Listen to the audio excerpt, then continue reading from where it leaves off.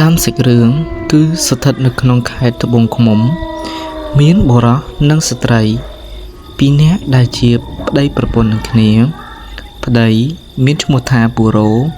និងប្រពន្ធមានឈ្មោះថាមីងលាក់ពួកគាត់មានមុខរបរជាកម្មករជាកៅស៊ូប្តីរបស់គាត់តាំងពីដើមមកគាត់គឺជាមនុស្សល្អជួយធ្វើការងារឪពុកម្ដាយនិងប្រពន្ធព្រមទាំងសាច់ញាតិនៅក្នុងភូមិក៏ស្រឡាញ់ចូលចិត្តគាត់ខ្លាំងណាស់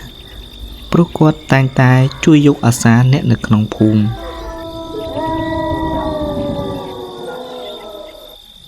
ក្រោយមកពេលដែលគាត់បានរៀបការជាមួយមីងលាក់ដែលជាអ្នកនៅក្នុងភូមិជាមួយគ្នាប្រហែលជាបាន2ទៅ3ឆ្នាំពួកគាត់បានខិតខំរកស៊ីជាមួយគ្នាធ្វើឲ្យជីវភាពរបស់គាត់គឺរៀងសមរម្យដែលស្ថិតនៅក្នុងភូមិរបស់ពួកគាត់រំលងទៅប្រមាណជាង6ខែពូរ៉ូគាត់បានស្គាល់ទៅនឹងបុរសម្នាក់ដែលមានឈ្មោះថាពូជឿនដែលគាត់ទើបតែមកធ្វើការជាកម្មករជាជ័រកៅស៊ូដែលមកពីស្រុកផ្សេងគ្នាតែស្ថិតនៅក្នុងខេត្តជាមួយគ្នានោះទេបាននិយាយអំពីរូបរាងពូរ៉ូវិញគាត់មានកម្ពស់ប្រហែលជា1.7 ម៉ែត្រហើយស្គមនិងមានសក់វែងអាចយកមកចងសក់បានគាត់តែងតែចងសក់មកក្រោយមើលទៅគាត់គឺជាមនុស្សដែលស្រឡាញ់សក់ណាស់កាលដែលពូរ៉ូមកស្គាល់ជាមួយនឹងពូជឿនព្រោះគាត់បានធ្វើការនៅកន្លែងតែមួយជាមួយគ្នាពូជឿនគឺជាមនុស្សជើងល្អតែម្ដងនៅឯស្រុករបស់គាត់គឺជាមេខ្លោងក្នុងការជួញដូរគ្រឿងញៀនម្នាក់នៅក្នុងទីនោះរូបគាត់ផ្ទាល់ក៏បានប្រើប្រាស់នៅគ្រឿងញៀនផងដែរគាត់បានរត់គេចអំពីការតាមចាប់របស់សមត្ថកិច្ចដោយបន្លំធ្វើជាកម្មករជាជ័រកៅស៊ូនៅក្នុងភូមិរបស់ពូរ៉ូមួយរយៈក្រោយមកដូចជាពាក្យចាស់នឹងគេនិយាយតគ្នាថាសៀមមិនចោលក្បួនយួនមិនចោលល្បិចដោយគាត់បានទៅធ្វើការងារចាស់របស់គាត់ដែលជាអ្នកជួញដូរគ្រឿងញៀននោះពូជឿនបានបបួលនិងរបួងពូរ៉ូឲ្យមកប្រើប្រាស់គ្រឿងញៀនជាមួយគាត់ដំបូងពូរ៉ូក៏បានបដិសេធជាមួយនឹងពូជឿនផងដែរ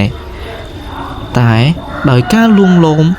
របស់ពូជឿនពីមួយថ្ងៃទៅមួយថ្ងៃធ្វើឲ្យពូរ៉ូសម្រេចចិត្តក្នុងការសាក់លបងនៅក្នុងការប្រើប្រាស់គ្រឿងញៀនជាមួយពូជឿនដែលជាមេខ្លោងក្នុងការជួញដូរគ្រឿងញៀនការដែលសាក់លបងប្រើប្រាស់របស់ពូរ៉ូនេះហើយ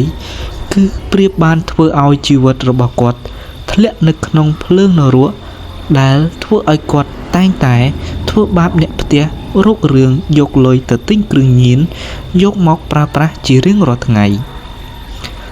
មួយមីងលាក់និងពូរ៉ូបានឆ្លោះគ្នារហូតទៅដល់មានការប្រតាយប្រតប់គ្នាទៀតផងតែបានអ្នកជិតខាងក្នុងភូមិបានជួយចាប់និងឪពុកម្ដាយមកជួយសម្របសម្រួលនោះធ្វើឲ្យស្ថានភាពនៃការឆ្លោះប្រកែកនោះមានសភាពស្ងប់ស្ងាត់ទៅវិញ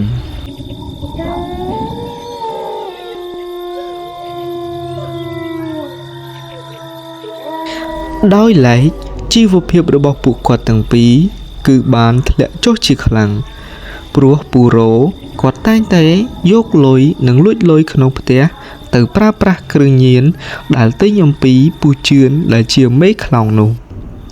ក្រោយបានជាងរយៈពេលប៉ុន្មានពូរ៉ូគាត់បានប្រើប្រាស់គ្រឿងញៀនលើសកម្រិតទើបធ្វើឲ្យ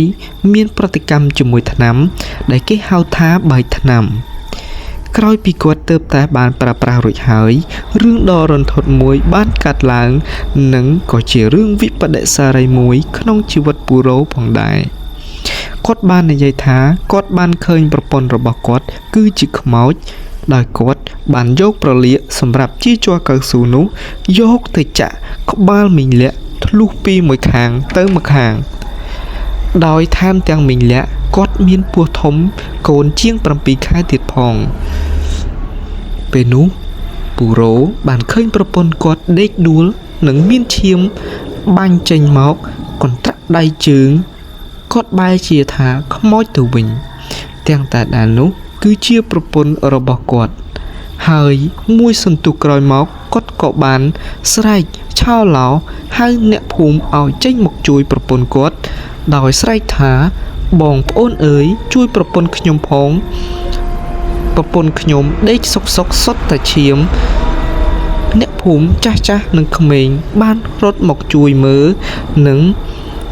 ថាតើមានរឿងអ្វីកើតឡើងមុនដំបូងគិតថាមីងលាក់គាត់បានរអិលជើងធ្លាក់ពីជណ្ដើរព្រោះផ្ទះរបស់គាត់គឺផ្ទះឈើមាន2ជាន់តែមានឯណាអ្នកភូមិមកដល់ក៏ឃើញមីងលាក់ដេកស្លាប់ក្នុងថ្លុកឈាមគេក៏នាំគ្នាសួរនាំពូរ៉ូដឹងរឿងគេក៏ចាប់ពូរ៉ូនិងហៅប៉ូលីសមកឲ្យចាប់គាត់នៅនឹងកន្លែង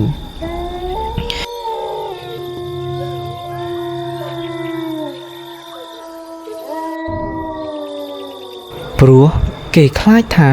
បងប្អូនរបស់មីងលាក់ធ្វើបាបនិងវាយដំទៅលើពូរ៉ូចំណែកឯសាកសពមីងលាក់វិញគឺបានបងប្អូនអ្នកភូមិនិងឪពុកម្ដាយរបស់គាត់បានរៀបចំធ្វើបុណ្យតាមប្រពៃណីការស្លាប់របស់មីងលាក់នេះ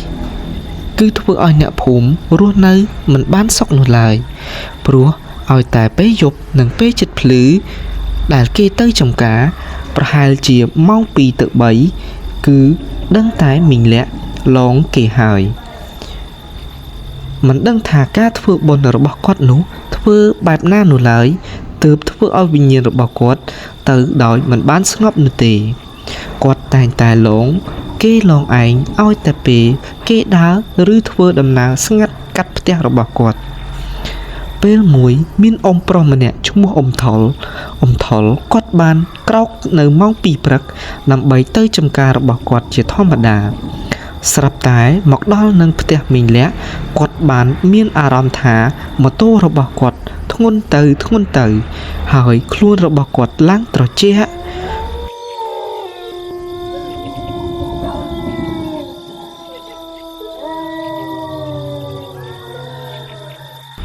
ឆ្កែនៅក្នុងភូមិក៏ចាប់ផ្ដើមលូពេលនោះគាត់ក៏បានបែរមកក្រោយគាត់ថាម៉ែអើយមីងលាក់អង្គុយនៅពីក្រោយម៉ូតូរបស់គាត់ហើយបើកភ្នែកនិងធ្វើភ្នែកលៀនចេញមកក្រៅប៉ិនពងមាន់ហើយមានភ្លើងឆេះទៀតនៅក្នុងក្របភ្នែករបស់គាត់នោះអ៊ំថុលគាត់បានរត់ចោលម៉ូតូដោយឡើងទៅលើផ្ទះគេឡើងផ្អើគេទាំងកណ្ដាលយប់តែម្ដងអ៊ំថុលគាត់បានឈឺឡើងជ្រុះសក់ប្រពន្ធរបស់គាត់បានដឹកគាត់ទៅស្រោចទឹកអស់5វត្តទើបជាមកវិញធម្មតាក្រោយមកគាត់លែងហ៊ានជិះតែម្នាក់ឯងកាត់ផ្ទះមីងលាក់ទៀតហើយបើជិះទៅចំការរបស់គាត់ទៀតសុកចិត្តគាត់ជិះផ្លូវផ្សេងដោយមិនជិះកាត់តាមផ្ទះមីងលាក់នោះទេរំលងបានប៉ុន្មានថ្ងៃក្រោយមកក្មេងៗវាក៏បាននាំគ្នាលេងរត់ពួនជាធម្មតានៅក្នុងភូមិប៉ុន្តែមានក្មេងស្រីម្នាក់វាបានរត់ពួនទៅក្បែរផ្ទះមីងលាក់នោះវាបានបាត់ខ្លួនឡើងមួយកណាត់ថ្ងៃហើយមួយយប់ទៀតដោយឪពុកម្ដាយវាបានទៅរកនិងអ្នកភូមិគេក៏បានជួយរកផងដែរតែនៅតែរកអត់ឃើញព្រោះក្មេងនោះគឺបានត្រូវមីងលាក់យកទៅលាក់ទុកបាត់ហើយគេក៏នាំគ្នាដើររកក្មេងស្រីនោះក្នុងចំការនិងនៅក្នុងទឹកស្រះទៀតផងព្រោះខ្លាចវាធ្លាក់ទឹកស្រះអីចឹងទៅដោយសារតែនៅក្នុងភូមិនោះមានគេជីកស្រះធំជ្រៅសម្រាប់ស្រោចស្រពដំណាំរបស់ពួកគេហើយដោយនៅក្នុងភូមិមានអ្នកគេចេះអីចឹងដែរឪពុកម្ដាយរបស់ក្មេងស្រីនោះទៅរកគេឲ្យមកជួយមើលដែលអាចហៅថាគ្រូអាគមនៅក្នុងភូមិមកឲ្យជួយរកក្មេងស្រីនោះក្រោយពីធ្វើពិធីនៃការបន់ស្រន់មួយចំនួនក្រោយមកគេក៏បានរកឃើញក្មេងស្រីនោះនៅអង្គុយក្រោមគ្រែរបស់មីងលាក់តែ គេក៏បានសួរនាំវាផងដែរថាម៉េចមិនចេញមកក្រៅហើយនៅអង្គុយនៅក្រោមគ្រែនោះយូរអញ្ចឹងក្មេងស្រីនោះក៏បានឆ្លើយប្រាប់ទៅវិញប្រាប់ថាខ្ញុំអង្គុយតែមួយផ្លែតែប៉ុណ្ណោះតែខ្ញុំមិនដឹងថាហេតុអីបានជាចេញមកមានអារម្មណ៍ថាអស់កម្លាំងហើយ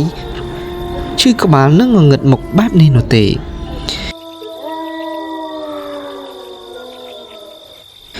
ក្មេងស្រីនោះបានប្រាប់ឪពុកម្ដាយនិងអ្នកភូមិរបស់នាងថានាងបានឃើញគេដើរកាត់ក៏ដូចជាមានអ្នកមករកនាងដែរប៉ុន្តែនាងមិនអាចហៅគេឲ្យជួយក៏ដូចជាមិនអាចចេញអំពីកន្លែងនោះបានដូចជាមានអ្វីមកហាមឃាត់អញ្ចឹងលុះក្រោយមកទៀតមានមនុស្សដែលគេជាអ្នកកាប់ដើមកៅស៊ូគេបានមកកាប់ដើមកៅស៊ូនៅក្នុងភូមិរបស់ពូរ៉ូដោយជីកាត់ផ្ទះមីងលាក់ពេលដែលជីកាត់ទៅកាប់ដំបងនោះគឺមិនមានរឿងអ្វីនោះទេពួកគាត់ធ្វើដំណើរជាធម្មតាប៉ុន្តែពេលដែលគាត់ដាក់ដើមកៅស៊ូឡើងពេញឡានហើយឡើងមកវិញលុះមកដល់ត្រង់ចំណុចចម្ងាយជាង20ម៉ែត្រពីផ្ទះមីងលាក់ឡាននោះក៏ខូចដោយរលត់មិនអាចទៅមុខទៀតបានពួកគាត់បានចំណាយពេលធ្វើឡើងអស់មួយកំណត់ថ្ងៃតែនៅតែមិនអាចបន្តដំណើរទៅមុខទៀតបាននិយាយទៅភូមិនោះគឺស្ថិតនៅរាងឆ្ងាយអំពីទីប្រជុំជនទើបធ្វើឲ្យមិនមានជាងឡាននោះទេលុះដល់ពេលយប់ឡើងពូដែលជាអ្នកកាប់ដើមកៅស៊ូពួកគាត់ក៏បានសម្រាកនៅក្បែរឡានរបស់គាត់ជាធម្មតា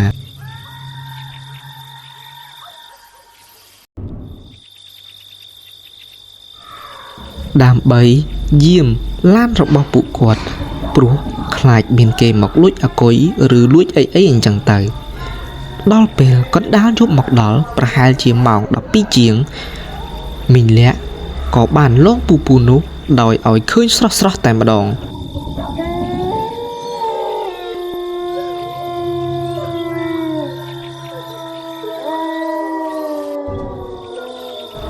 ពួកគាត់បាននិយាយថាគាត់ដេកនៅក្បែរឡានរបស់ពួកគាត់សុកស្រាប់តែឡាននោះឆេះដោយរលឺខ្លាំងឮសូរតែងងប៉ុន្តែมันមានអ្នកបញ្ឆេះវានោះទេពោលគឺវាឆេះដោយខ្លួនឯងគេគ្រប់គ្នានាំគ្នាឆ្ងល់តែម្ដងថាហេតុអីបានជាឡាននោះឆេះដោយមិនមានអ្នកបញ្ឆេះអញ្ចឹងម្នាក់ចាប់ផ្ដើមមានអារម្មណ៍មិនសូវស្រួលហើយពេលនោះស្រាប់តែមានខ្យល់បក់មកយ៉ាងខ្លាំងយ៉ាងចម្លែកពេលនោះក៏លីឡំជាមួយនឹងសំឡេងបំពេកូនមកល្វើយចូលមកក្នុងត្រចៀករបស់ពួកគាត់ពេលនោះពួកគាត់ក៏បានសម្លឹងរកមើលប្រភពសំឡេងគាត់ថាម៉ែអើយមីងលាក់បានឈរលើដំបូលផ្ទះរបស់គាត់ហើយមានរូបរាងឡើងរលេះរលួយគ្រាប់ភ្នែកលៀនហើយដៃថែមទាំងមាន3កូនង៉ែតទៀតផងពូនោះក៏បានចាប់ដៃគ្នាឡើងជាប់ហើយក៏បាននាំគ្នារត់សម្ដៅទៅក្នុងភូមិពេលនោះពួកគាត់ក៏ស្រែកឲ្យគេមកជួយហើយស្រែកថាខ្មោចឡងជួយផងខ្មោចឡងគឺស្រែកយកតែម្ដងពេលនោះពួកគាត់ក៏បានសន្លប់ទាំងអស់គ្នាដែលគ្នាគាត់ទាំងអស់មានចំនួន3នាក់សម្រាប់ចាំឡានដែលខូចនោះគឺនៅពេលដែលមកគឺមានគ្នាចំនួន12នាក់ប៉ុន្តែអ្នកផ្សេងគេបានទៅផ្ទះមុនអស់ហើយគឺនៅសល់តែគ្នាគាត់3នាក់ប៉ុណ្ណោះនៅចាំឡានអ្នកភូមិបានជួយយកអាសាគាត់ដោយយកគាត់ទៅឲ្យសម្រាកនៅផ្ទះលោកអ៊ំមេភូមិលុះពេលព្រលឹមឡើងពួកគាត់ក៏បានដឹងខ្លួនមកវិញ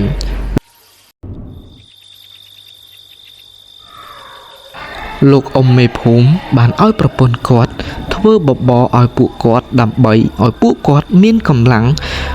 ឡើងវិញហើយអ្នកភូមិនិងលោកអ៊ំមេភូមិក៏បាននាំគ្នាសួរនាំពួកគាត់ទាំង3ហើយពួកគាត់ក៏បានរៀបរាប់ប្រាប់ទៅតាមសាច់រឿងពេលនោះអ្នកភូមិនិងលោកអ៊ំមេភូមិបានស្រស់ស្រួលគ្នាថានឹងទៅនិមន្តព្រះសង្ឃមកសូត្រមន្តនិងនិមន្តព្រះចៅអធិការវត្តមួយអង្គដែលល្បីថាគាត់ចេះនៅមន្តគាថានិង តែងតែជួយអ្នកភូមិនៅពេលដែលអ្នកភូមិទៅរកឬជួបទុក្ខអាសន្នអីចឹងទៅដោយអ្នកភូមិនិងលោកអ៊ំមេភូមិសម្រេចថានឹងនិមន្តលោកមកនៅថ្ងៃពេញបោដែលជាថ្ងៃសិលលុះដល់ថ្ងៃកំណត់មកដល់អំឡុងពេលធ្វើពិធីនោះក៏មាននៅខ្យល់បក់មកយ៉ាងខ្លាំងយ៉ាងចម្លែកក្រោយពីព្រះសង្ឃដែលជាព្រះគ្រូចៅអធិការនោះចូលក្នុងផ្ទះតែមួយអង្គឯងដោយទ្រង់មិនអោយអ្នកណាមកតាមលោកនោះទេលុះក្រោយមកការធ្វើពិធីនោះបានចប់សពគ្រប់ហើយអ្នកភូមិក៏រស់នៅយ៉ាងបានសុខសាន្តក៏មិនមាននៅរឿងចម្លែកអ្វីកើតឡើងទៀតដែរនៅក្នុងភូមិនោះ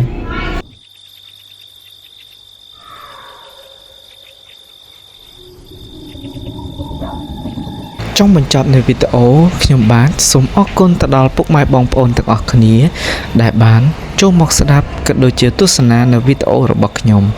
សូមឲ្យបងប្អូនទទួលទានរកស៊ីមានបានទាំងអស់គ្នានិងសុខសប្បាយ